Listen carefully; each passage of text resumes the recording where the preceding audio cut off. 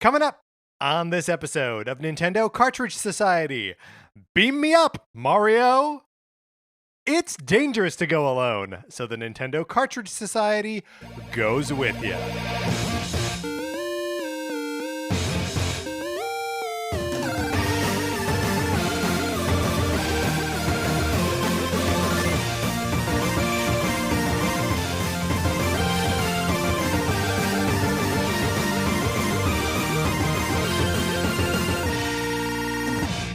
Welcome to Nintendo Cartridge Society. My name is Patrick Ellers, and I am joined, as I am always joined, by my co-host, Mark Mitchell. Mark, how's it going? It's going really good, Patrick. I'm excited for what we're about to do tonight.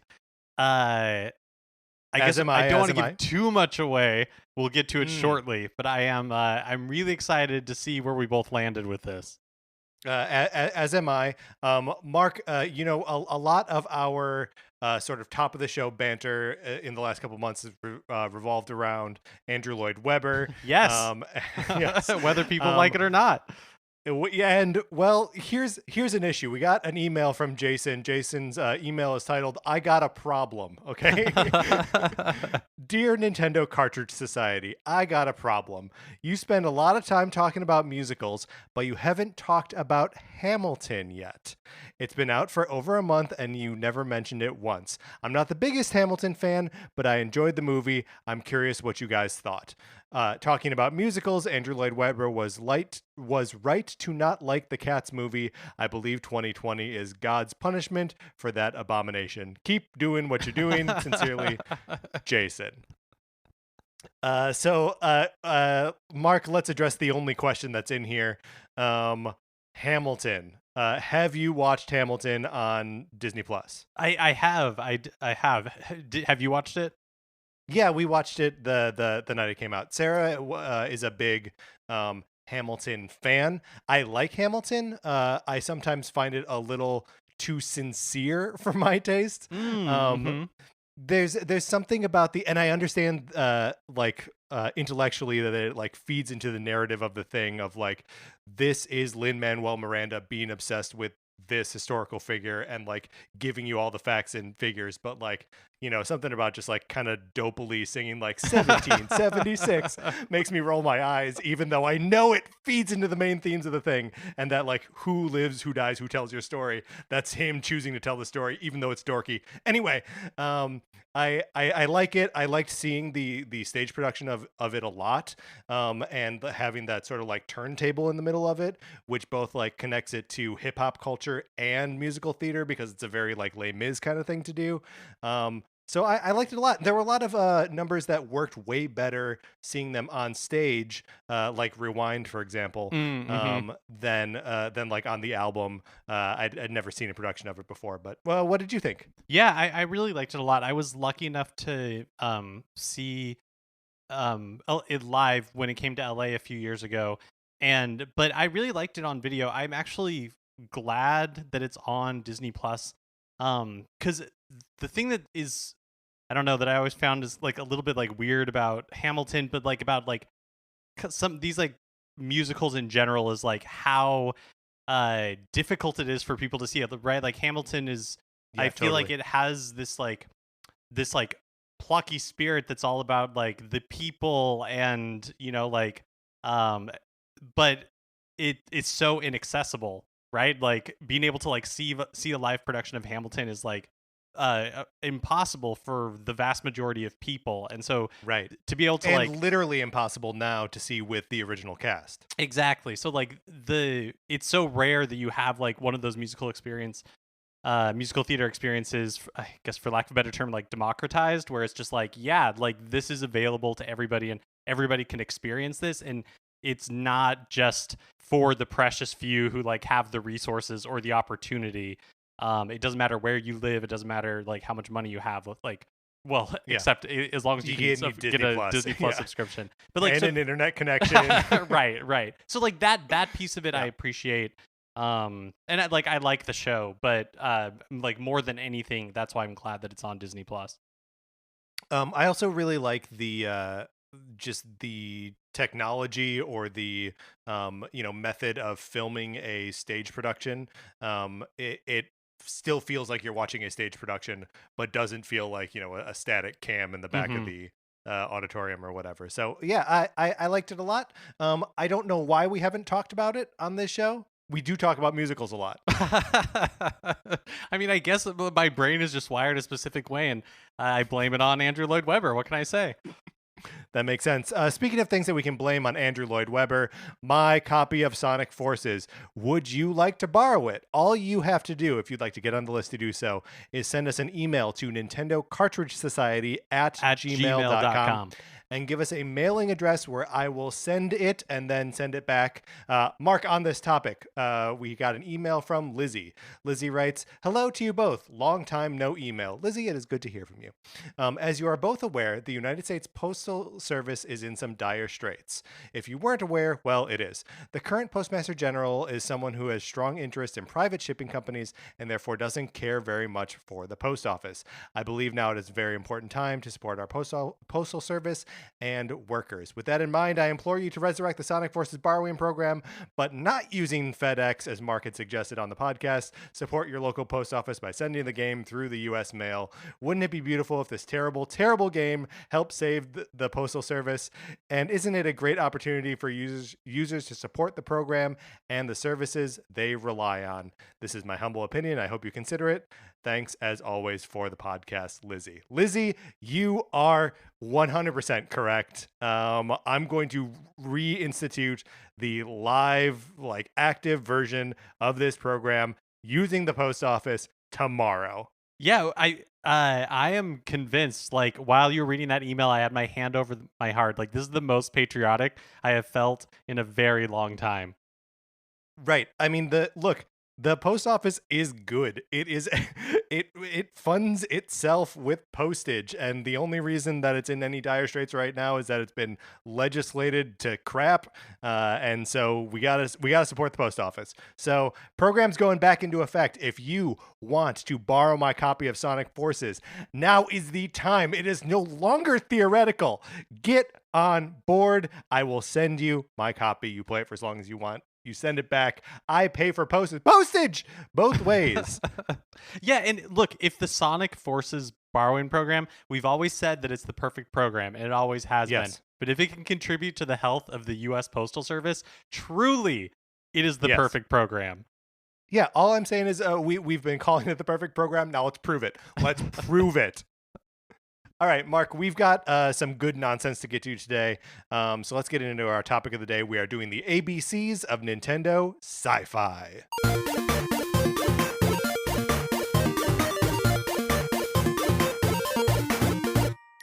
So not a super complicated concept here. We are going to go through the alphabet A to Z, and we're going to name one thing that starts with that letter that comes from some sort of Nintendo science fiction property. Mark, how did you approach this? What difficulties did you have? What do you consider sci-fi? Yeah, so we did a similar episode to this back in March where we did the Mhm. ABCs of the Legend of Zelda series. Super straightforward. Super straightforward and a lot easier because it was just like a single franchise. And then, I mean, honestly, there was one wiki that you had to scour for, That's like right. the A to Z's. But with And he's not referring to the one wiki, which of course is the Lord of the Rings wiki. That's a really good point. But with the like ABCs of Nintendo Sci-Fi, it became a lot more challenging because, like, yes, you have like the franchises you think of offhand, like Star Fox, F-Zero, Metroid, but then like the I don't know, just because there were limitless possibilities, it made it a lot more difficult. Yeah, and I think we'll maybe discover that some of these, or some of my answers at any rate, will maybe stretch our definition of sci-fi and possibly even stretch our definition of Nintendo. But all of the games that I'm mentioning here were in fact published by Nintendo.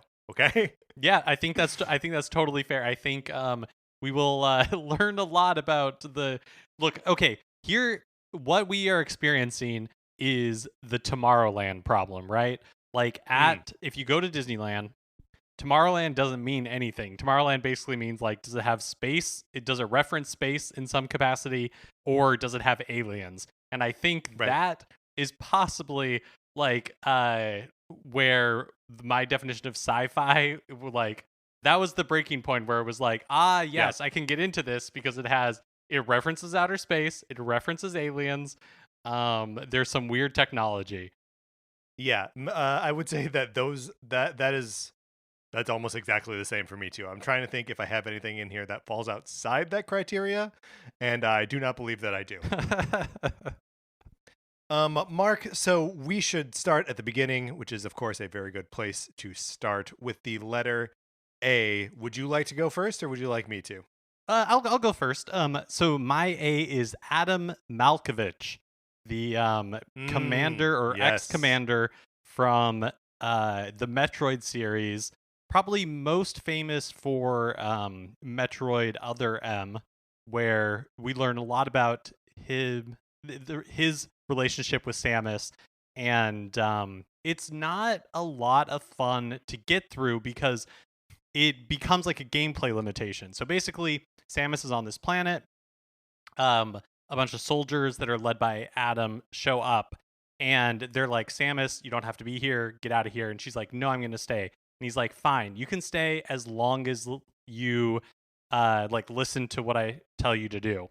And so you have to wait for him to give you permission to use the items that you have. It's a real So it's bummer. like, Yeah. yeah, so it's like, nope, like, see that chasm? Like, technically you have the grapple beam, but Adam won't let you use it. And all of that is at the very least like you can understand it like intellectually of like no, he hasn't authorized that ordinance, fine, but there's also a time when he authorizes you to use the Varia suit so that you can so that you can be in like high temperatures, and previous to that you've been in hot spaces and just been hurting yourself because you haven't been using the suit because he hasn't told you to use it yet. Adam Malkovich is also referred to multiple times in Metroid Fusion, Hmm. because the AI that is guiding Samus through this like Federation a space station is reminding her of this like overbearing commander. So it's interesting slash the opposite of interesting that Other M was like, okay, yeah, now let's actually show that relationship. It's this weird like sub dom thing in Fusion, and then just becomes sort of gross in when you see it actually play out in Other M. My A, Mark, is Argonia, which is the planet that the good aliens are from in Star Tropics. Argonia. Yes. So Star Tropics, of course, is the NES anti-classic that stars Mike Jones, who is an archaeologist's nephew. He plays baseball and is super American, and he goes he goes to some island somewhere to visit his uncle who's been studying people, only to discover that his uncle has been kidnapped by aliens. You go up into alien ships and discover that like he's at the heart of some like intergalactic war. Argonia is the planet that houses the like sweet little elf people who end up being your allies at the very end of that game. Oh, gotcha. So kind of a stealth sci-fi, because it does not reveal its sci-fi roots until like 7 chapters out of 9 into that game. But nice to get a Star Tropics reference up here early in our Yeah, alphabet. it's the last one. It's my only one. Wow, so neither of us went for Zoda for Z. Interesting, because there are multiple Zodas that we could discuss. We'll talk about it when we get there. So for my B, we'll go back and forth like this. For my B, I gotta go with, speaking of Metroid, gotta go with the baby Metroid. This is one of my favorite elements in all of Metroid. At the end of Metroid 2, Samus has spent the whole time eliminating Metroids from the face of the universe until she comes across one egg and it hatches, and there's a tiny little baby Metroid inside, and she takes pity on it and causes the rest of the series to happen because she doesn't kill this thing. And it's one of those Metroid is so like Alien, the series, but it seemingly beat the Alien movie series to the like Ripley has a relationship, Samus has a Mm-hmm. relationship with the alien, and I always thought that was super cool.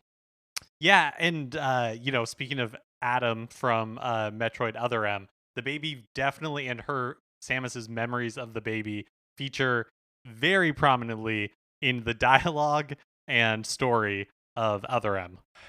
Yeah, to its detriment. It's so much so where like even writing it on this list, I wrote it as the baby slash the baby Metroid because I always think of it as the baby Metroid, but Samus, God love her, only calls the thing the baby. And it's like, girl, you know that's not a baby, right? You know it is like a life sucking parasite that would kill you, except it, loves you. All right, so my C is a game that I have No, no, not no, you're played. B. Oh, did I not do B? Oh, we did. Okay. Whew. Thank Yeah. you. Thank goodness. Okay, so my B is still on the theme of Metroid. We're just talking bounty hunters, baby. Oh yeah. Love bounty hunters. And put them in space, and it's even like it's the icing on top of the cake. Hey, I got no objections to Boba Fett.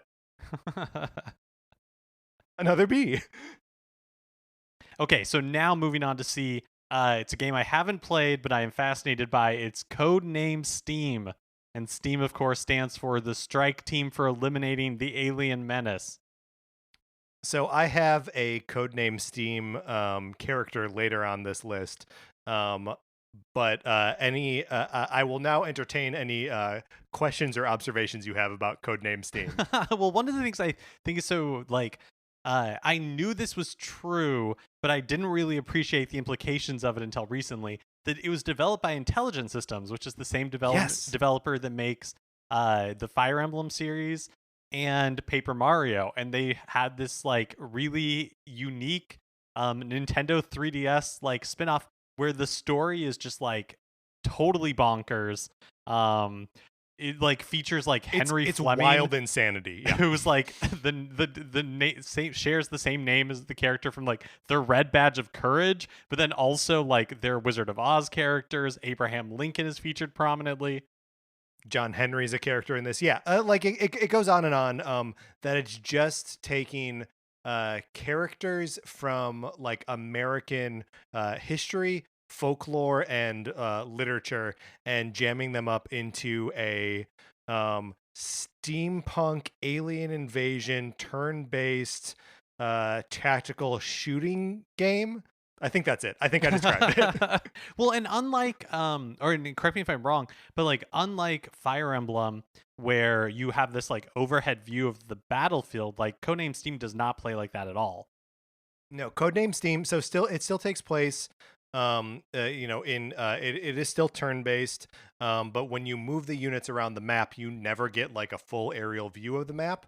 Instead it's like a third person over the shoulder camera, so that just like follows the character for however long you can move them, and it means that you have to anticipate what's happening around blind corners, and frequently you can't actually see where the enemy is or what they're doing, and not from any sort of like convoluted fog of war that you'll see in a lot of games, strategy games, but just because they are physically out of sight. So yeah, it is really cool in that regard. And one of the things that I always think about with this poor game is that like it reviewed okay when it came out. But one of the like huge complaints about it, and like totally justifiable, is that the enemy turns play out, they play out in real time. So like it'll pick an alien character, it'll move it across the Oh, map, and uh-huh. then it'll move.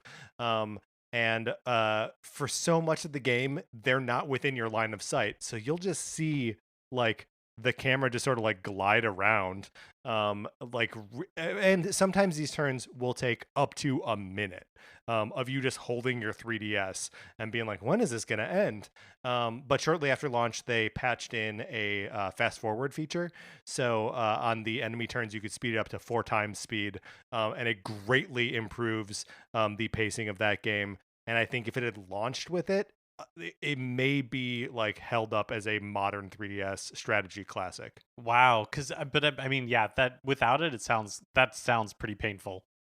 Yeah, I mean, it was not fun to sit through a minute. What? Because like as soon as you take a turn in a strategy game, you're like, you just want to make your next turn, and then the game's like, Hmm. no, no, no, we gotta sit here and wait for a minute while you can't see what's happening.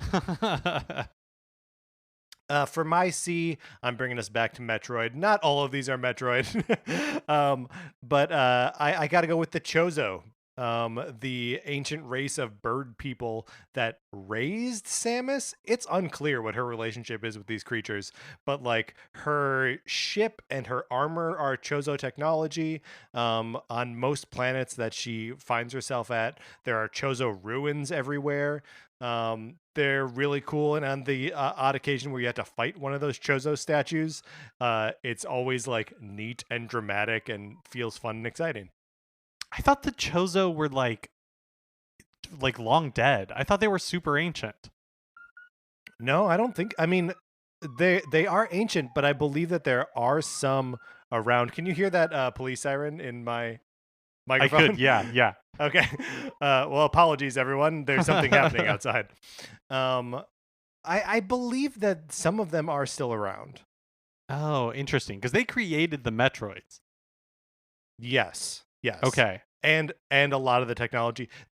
They created the morph ball, allowing Samus to roll herself up into a little ball and like climb around on stuff.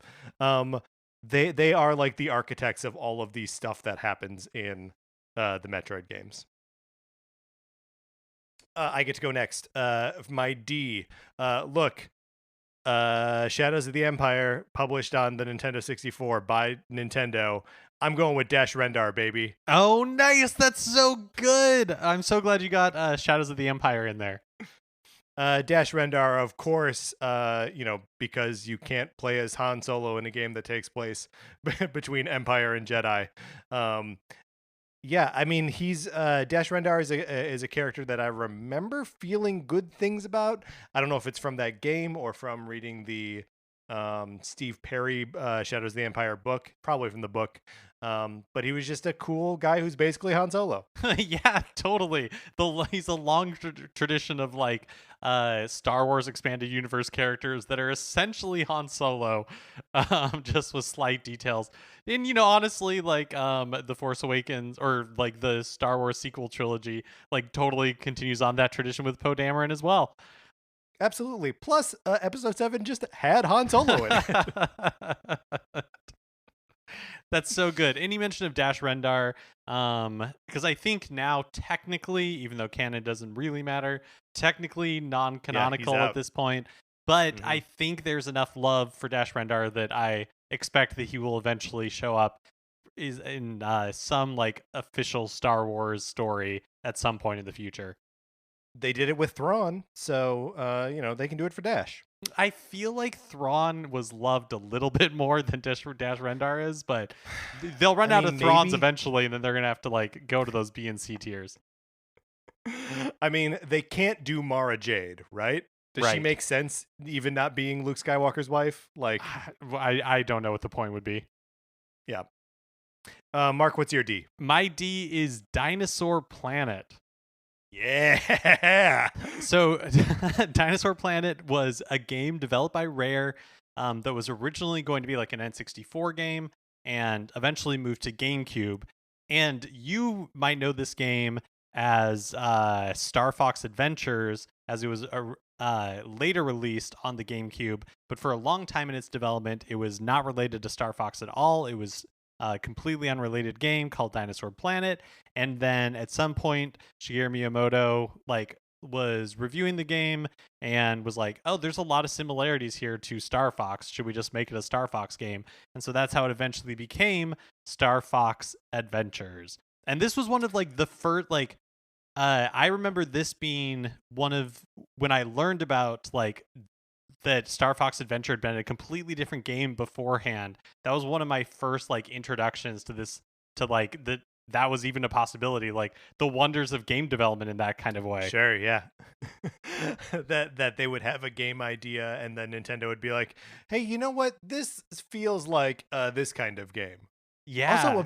amazing that they made that connection cuz like it's in space but like and there are animals I guess, but yeah, it does not I they I they th- they don't so feel like a natural pairing. I think the connection is Crystal, right? I think so Crystal had already been invented because she appears in Star Fox 2. Oh. We didn't Yeah, know I that at guess the you're right. time, Right. but Right. yeah. Yeah, interesting. Um, Mark your E. Oh, right. So my E is Earthbound, and the RPG for the Super Nintendo, but specifically, which again really just involves like a normal kid, but there's aliens. Um, but the part that I really want to talk about with Earthbound is and forgive me because I don't know how you pronounce this villain's name for sure. I think it's Gyagus. Gygus. Yeah, or Giagas or whatever. Yeah, Giagus, yeah. yeah, but like, so Giagus is like the big bad of the game, and um, so part of Earthbound is like when you're fighting some enemies, like it can be a little trippy, it can be a little psychedelic with like the backgrounds and everything, but like Giagus or Gygus, like he that fight. Like Gygus himself is like it is trippy, but it's also in a very like menacing, like dark kind of way. It's like a red, like blood red black background, and there's this like specter or being that's like twisting around inside of it. It's really interesting. Like the rest of the game I wouldn't say is like particularly dark, but this like final encounter is like pretty brutal. Yeah, Earthbound has that quality. It's almost Kirby-esque, but they kind of do more to disorient you in Earthbound, where everything feels very cute, but also like just a shade off of normal. Like you mentioned, the sort of like trippy backgrounds with that like kind of mode 7 like wobbliness. And then when it cashes in and is like, now we're using that disorientation to like make you scared, like it is genuinely scary. And yeah, that game is a special little thing. My E and unfortunately my F are both sort of repeats of things we've already talked about. My E is the Earthwalker tribe, which is from Star Fox Adventures. That is the name of the like clan of dinosaurs that Prince Tricky is a member of. Prince Tricky, a notoriously maligned character because he's just like a tiny triceratops who like whines and cries and no one likes. Um, so anyway, the Earthwalker tribe, and then my What is F is what is it about yeah. like Triceratops like that they have that feeling about them, right? Because you have Prince Tricky, then you also have is it Sarah from the Land Before Time Mm-hmm. series, who is also a CERA, little yeah. bit like insufferable and mean, and Yeah, I don't know. That's a great question. Uh, my favorite Triceratops is also my favorite dinosaur in all the Jurassic Park movies. The one that Alan Grant like oh, the lays one that's on and sick. like it Yeah, yeah, breathes. yeah. Yeah, the one that yeah, that's a good dinosaur. That is a good dinosaur, not the Pixar movie. No, Um, that's right. I said then my F is Henry Fleming, as he appears in Codename Steam. You already mentioned he is, of course, also the protagonist of the Red Badge of Courage. Although I think you said that he has the same name. I think it just is him. oh, Um, that's even which, crazier. yeah, it is crazier because it means that they took a character from a book, not from like a fantasy novel, but just like. No, from like a famously like, boy, isn't war terrible?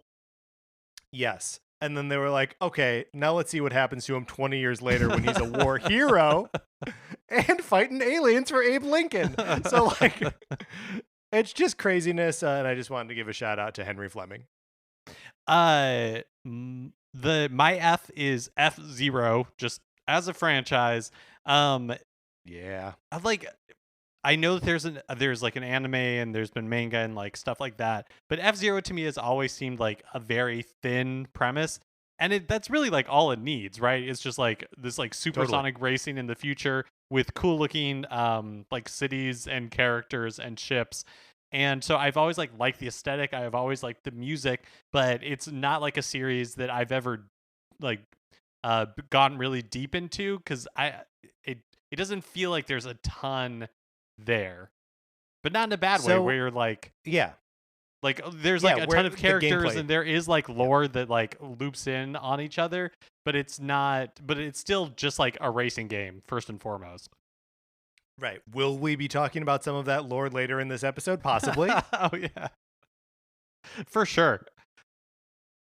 My G is Geist, the end space Wow. developed um GameCube game, and this one like, is it sci-fi? I guess I would argue yes, but like it's supernatural sci-fi. Like people's souls are being removed from their bodies. Geist is a really interesting game. Like, it's super weird that Nintendo published it. It's like an M-rated game. They came out like 4 years into the GameCube's life, and it's basically like a, like the trappings of a shooter, in the sense that like you're playing like somebody who's part of like a tactical counter-terrorism group, but then there's this like weird like supernatural science like layer where people's like souls are being removed from their bodies. And so the Yeah. gameplay is not like your typical like shooter, because you are possessing different like people and objects and animals in order to like progress through the game.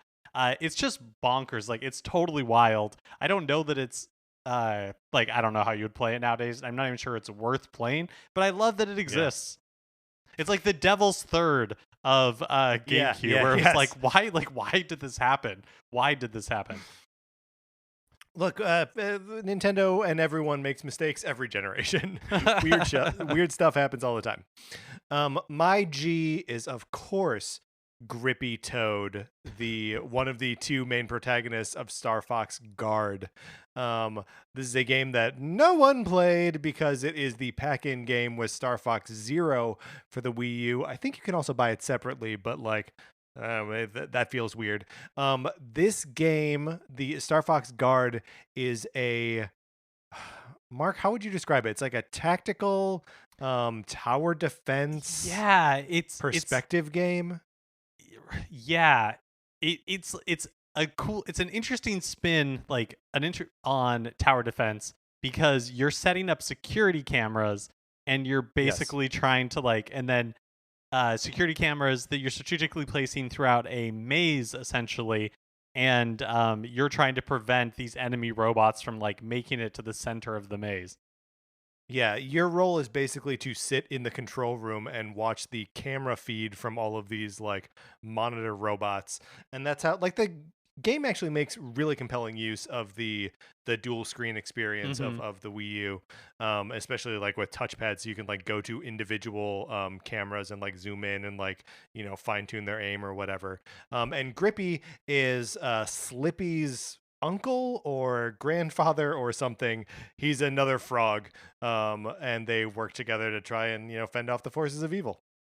Yeah, it's interesting to me that this was like a pack in to Star Fox Zero, and that like it was its own discrete thing, because it feels very much like, in Kirby games there's like there's the main quest and then there's like a Yeah, bunch of mini totally. games, and Star Fox Guard totally feels to me like it should have been, like it could have been one of those just like mini games that's part of the Star Fox Zero package, which I guess technically it kind of is, since it was packed in with the game. And sold for $60. Like, it was still the price of a game.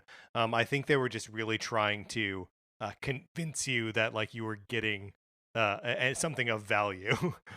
um so I guess H then falls to me. Mark, I got to go with Harry, the main character from the Virtual Boy classic Telero Boxer. Oh, Is this nice. is this just a punch out game but with robots instead of offensive ethnic stereotypes? Yes, it is. Um, is it one of the like 4 playable games for the Virtual Boy? Also, yes. Yeah, Harry doesn't have a lot of personality, just like Just like Little Mac didn't really before Super Smash Brothers. Um, Harry is one of those that I keep like I want him to be in Smash so bad. It's such a good obscure pull. That would be so much fun. Do you think that he could just be like a alternate skin for Little Mac? Ooh, I like that. I like that a lot. Yeah, we just need more like Virtual Boy celebration in general. Yeah, could he be just a Mii fighter costume? Probably. Oh, my H is Hamano, comma Minako. So the person is Minako Hamano, and she is a composer who worked on the Metroid series. And worked Cool. on worked on a lot. And this is one that 100%. I did not know this name, but I was going through the Metroid wiki looking for an H. Um, she also worked on The Legend of Zelda: Link's Awakening, and one potentially apocryphal anecdote about working on Super Metroid is that apparently she originally recorded voice samples for Samus, like the Game Over or something like Cool. that. But Yeah. apparently, like it was determined that her voice work was like it sounded a little bit too sexual, so they couldn't use it. Mm. That's good. That's a good choice then. Yeah. But that's awesome. The music in Super Metroid is, of course, incredible. The Brinstar Depths and Overgrowth, or whatever the name of that track was, made it into our finals, I believe, for the best Nintendo piece of music contest. So, Yeah, and yeah, that's there've awesome. been there were other composers who worked on Super Metroid and have worked with her on other Metroid games, but she also, I can't remember, did I say that she also worked on Link's Awakening? It's probably what she's Yeah. best known for, but she's worked on a number of Metroid games. And her name again is just Minako Hamano. Mhm. Cool. All right, Mark, your eye. My eye is internet favorites. I You're like right. This is Yeah. true. So, um, I feel like the Metroid series, F-Zero, even Star Fox, like these are series that, especially like that have a following and like they have a rabid fan base online, but that hasn't really translated into like this. The series are not like huge, like dominating series. Like they have waxed and waned, but Nintendo has struggled to figure out like what exactly to do with them. But there is this like hunger and like appetite for it, so it's like it's a fan favorite. All of these are fan favorites, but it's almost like they're better off living in people's minds sometimes than like as actual experiences. Yeah, totally. And they're also the like sort of like core gamer like aesthetic in a way that like most Nintendo properties aren't. It is interesting in going over this A to Z list that we end up coming back to a lot of the same games because Nintendo doesn't really deal too much in science fiction. But like whenever they do, man, the internet is there and wants it so bad. Yeah, I feel like Star Fox is probably in Star Fox followed by F-Zero and probably Metroid. I would put it like the most not Nintendo's aesthetic because Hmm. it's very like I'm about to say this about a series called about the Metroid series, but it's like too grounded in reality almost. Like its source material, like you said, is like aliens, right? Like Yeah, totally. it's something that comes from like a more like dark place, whereas like Star Fox is more like an Indiana Jones type rip roaring adventure that like feels more akin to what like Nintendo is known for. Yeah, totally. Internet fan bases. That's good, Mark. My eye is the ice beam from Metroid. Always present in the Metroid games because look, if you're gonna fight a Metroid, you gotta freeze that bad boy. You just gotta. It's part of it. My J is a little NES game, a little not NES game, a little Famicom game called Joy Mecha Fight. Mark, are you familiar with Joy Mecha Fight? Oh, no, I don't think so. It is a very late era Famicom game that never was localized to the West. That is a fighting game, and all of the characters are robots made up of like discrete, like several discrete sprites that sort of like float around independently of each other. So they're like little robots made of balls, and there are 26. There's something like 26 or 30 characters in this game, which is an absurdly high number for any fighting game at that time. Even kind of too high now. But this was all on an NES cart, so it was a compression marvel. It's a game that I've never played, but being a old school Nintendo and fighting game enthusiast is one that I've always wanted to get my hands on. One of those like lost classics that I just wish they would bring over on like the NES Switch Online or something like that.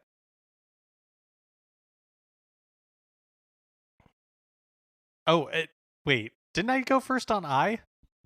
I think you're up for Uh, J. I just did Joy Mecha Oh my Fight. gosh. So now All you right. got J. Okay, great. I got this down, Mark. Okay, I will stop doubting. I'll just like roll with whatever you throw me. James McLeod is my J. Mm, And Father so McLeod. yes, and so talking speaking of like Nintendo taking this kind of like Indiana Jones, Star Wars like adventure vibe that really works well for Star Fox and makes it so appealing. I feel like James McLeod hangs so heavy over Star Fox 64 in a really like cinematic way that Mm-hmm. like has left such an impression on me cuz like I think going back if I like went back and played Star Fox 64, I there's probably not a ton of story, but the story that they do have where it's like, like your father died and now you're taking the mantle and, Fox McCloud has to like you're not really out for revenge, but like you are avenging your father's death by taking on Andros. And then at I mean, the end at the like very least, you're trying to live up to his legacy. and then Yeah. at the end his like if you have like the special ending like basically his ghost like guides you out so it feels very like Mm-hmm. Star Warsy a little bit like Almost feels a little Battlestar Galactica y in that way of like they're never going to explain, but like the ghost of someone just appeared in a spaceship. and so for like I think I've always found that to be like really cool about Star Fox 64, that it has that sort of like really like rip roaring adventure movie, like adventure serial type aesthetic to it, and like the story totally plays out that way as well. James also like introduces the idea of like Star Fox past, right? Because like Peppy was part of his crew. Mm-hmm. So like it only takes a little bit to sort of like convince you that what you're seeing in this game is just a snapshot of what happens in this universe over time. And it just feels like, lived in and cool. Plus he's basically Fox McCloud, but he wears sunglasses. It's like cool on top of cool. Yeah. Double cool.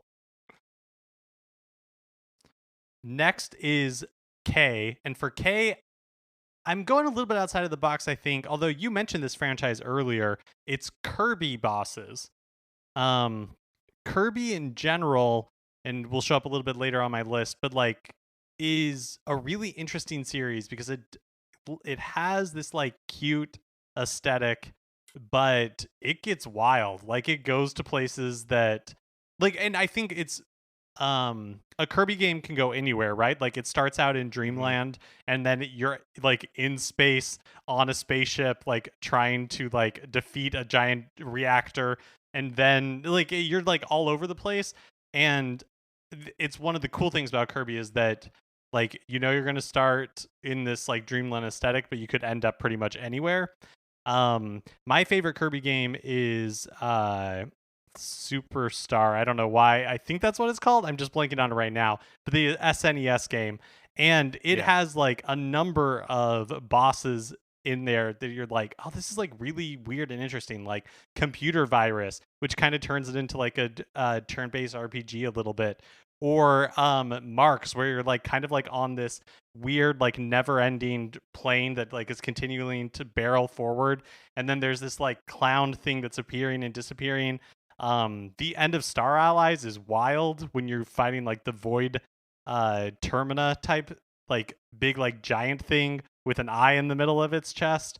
Um, so yeah, I feel like Kirby bosses, you don't think of Kirby as being like sci-fi, but it totally Right. gets there. No, I think that absolutely qualifies, especially saying the bosses, because there is, you know, like you say, like a whole section of Kirby that is very terrestrial, very earthbound, and it's only when the game wants to really challenge you that it's like, that's it, we're going into space and, you know, fighting monsters and demons and stuff. So for my K, Mark, I'm gonna say this, and then we're gonna have to determine if I've gone back to Metroid too many times. Uh, I choose Kraid, one of the main bosses from the Metroid series. He appears in the first one as a like green dinosaur sprite about as tall as Samus, and then when you encounter him in Super Metroid, he's 2 screens tall, and like it's a terrifying ordeal. He and Ridley are like the backbone of like memorable villains. Like Mother Brain is maybe on that list too, but like, you know, she's a brain in a jar. Kraid and Ridley are like, they have like weird sweaty personality, especially Kraid. You know Kraid smells bad. You know he does. Yeah, Crate is definitely iconic. He has like he's kind of like an alligator, but he has these weird like 3 holes in his like torso, going from like below, like his entire belly is Yeah. covered with them, and then like little like spikes like come out of it. Uh Yeah, he's a Godzilla who shoots teeth out of his belly buttons. Like but it's he's a it is Godzilla weird. who's out of shape and Yes. probably smells like cheese. But a Godzilla nonetheless. L, I'm going back to Star Fox for the Great Leon, one of the members of Star Wolf. He's like an iguana or something.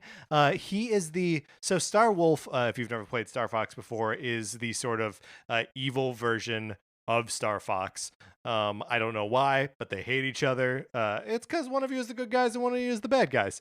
And Leon brings this sort of like theatricality to the proceedings that no one else, like, he's one of those bad guys who's like, look, Sarah and I just watched most of Robin Hood, Prince of Thieves the other night, the Kevin Costner like Hmm. 1991 Robin Hood movie, Where which he's is, just talking in like a normal American accent. he's just talking in a regular American accent. But Alan Rickman is playing the Sheriff of Nottingham, and he chews the scenery, and is like, every scene is so big. And like the movie is almost saved by his like over the top performance. And I feel the same way about Leon in Star Fox. He, you know, I said this, L is for the Great Leon. That's how he announces himself when he flies in, where it's like, you get that little music cue of like da da da da, and then Star Wolf flies in, and like everyone's like talking trash, and you know Pigma's like meh, meh, meh, meh, and Andrew's like, Andross's enemy is my enemy, and Leon goes, I am the Great Leon. Like, he's got some flair, he's got some style, and Star Wolf just as like as an entity, as a group, is so cool. I love the like evil versions of the good guys. That's so much fun. I wish they would put out a Star Wolf game where you're just playing as the Star Wolf squad. That's basically just a Star Fox game. How cool would that be? That's what the but like pack in with Star Fox Zero should have been. Is like Star Fox Zero, but from the opposite perspective. Ah, so good. Star Fox -0. Yeah, I guess you would still just call it Star Fox Zero. Yeah, I don't know. So my L is also from Star Fox, and it's the Lilat system, which is just Oh like yeah. the universe in which Star Fox exists. And one of the things I like it is kind of like the same thing I've been talking about with the Star Fox in general, where The specifics of Star Fox have never stuck with me that well.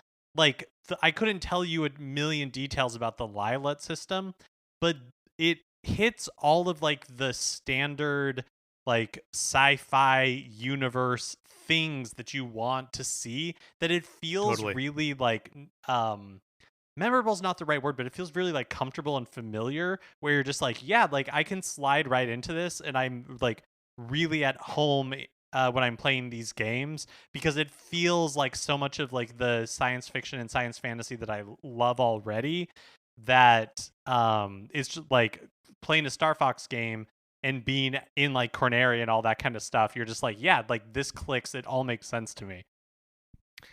Is it the original Star Fox or Star Fox 64 that in Europe is called the Lilat Wars? I am Might be the not original. sure. Um, which like it's I guess it's for a new franchise as iconic as Star Fox. Um, in fact, Star Fox is maybe a worse name. I don't know. I like the idea. It was Yeah. it was Star Fox 64 in the PAL region was known as Lila Wars. Okay, great. But yeah, just to know that like the setting for the conflict is enough. It'd be like calling a Zelda game, the Hyrule Wars, which I guess Hyrule Warriors did. And my M is Mother Brain. So Yeah, I agree with you that like Mother Brain is more iconic to me as a concept than as like an actual like character. totally. Like the design of Kraid and stuff like that is definitely much more memorable and much more interesting, even when like Mother Brain kind of like grows legs at the end of And Super becomes a Metroid. dinosaur, a different Yeah, dinosaur. because yeah. But I think that fight itself in Super Metroid, like we talked about in our Retro Month episode on it back in April, is so like iconic and so much fun, and does like so much heavy lifting in storytelling. Because like you were saying, so much of Metroid, or what would happen in the Metroid series story wise after Super Metroid, comes down to that encounter with like the baby, and Totally. it does all of it with zero dialogue on a 16-bit system in just a few seconds, and it does all of that heavy lifting that the rest of the franchise has been able to like incorporate, and it's like weirdly like heroic and emotional and a lot of fun for it to like happen. Yeah, and like it makes Mother Brain sort of the like perfect villain in that moment, right? Because the game pulls such a weird trick where it makes you love the Metroid, right? Because it saves you from her and like starts filling up your life, and this is after it like tried to drain all of your life. So you take some, you lose some. Um, but then when it's like it's sitting on top of you and restoring your health, and Mother Brain is just like beating away at this thing, just like shooting it. And then like it pulls away and then like takes one last swing at her, and she just shoots it out of the sky, and it is like, oh man, it's such like delicious villainness where it's like that's going to inspire Samus to like blow you away The baby, and the like baby, the baby. and save the baby. Mark, my M, and then we're going to take a break and do the rest of the alphabet on next week's episode, because it turns out we like to talk about each of these entries for multiple minutes. So this is a part one of a two-parter. But my M is, of course, Mute City from F-Zero. What a track! What a piece of music! What a like just sort of foundational like its aesthetic is so foundational to what's cool about F-Zero.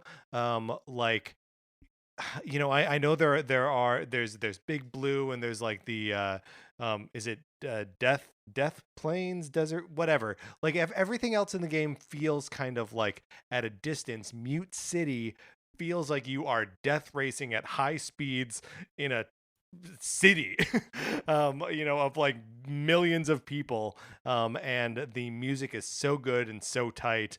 And the colors are so great and vibrant. While also being like, I don't know, the like urban aesthetic of F-Zero like shows through in that, where like it really does feel like concrete and metal and glass, like you're racing around Coruscant or something.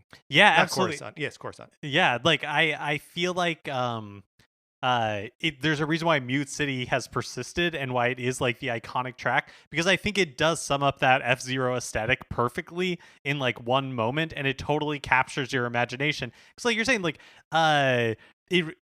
even though Coruscant would come later from Star Wars, like it feels like so familiar. It feels like, yeah, this is what like a future city will be like. Yeah, well, it's a little Blade Runnery too in that regard, right? Yeah, like Mute City, Captain Falcon, and the Blue Falcon, like those 3 individual items are F-Zero to me. And so like Mute City's got to go on this list. All right, Mark, those are our A through M. We're gonna do N through Z next week, but for now, let's close this out. Okay, that's going to do it for this episode of Nintendo Cartridge Society. Remember, please rate, review, and subscribe on Apple Podcasts. If you like the episode, please rate the same things I just said. Share it on Facebook or Twitter. We will get to the second half of the alphabet next week. Thank you for sticking around and listening to us. You can follow us on Twitter. I am at Patrick_Ellers. Mark is at MKE Mitchell, and the show is at Nin Cart Society. We also have a Facebook page, which is just Nintendo Cartridge Society. Olivia Duncan made our logo. Our theme music is provided by Ape Betty. You can get more of his music by going to apebetty.com or by listening right now. For my co-host, Mark Mitchell, this is Patrick Ellers saying thank you for listening.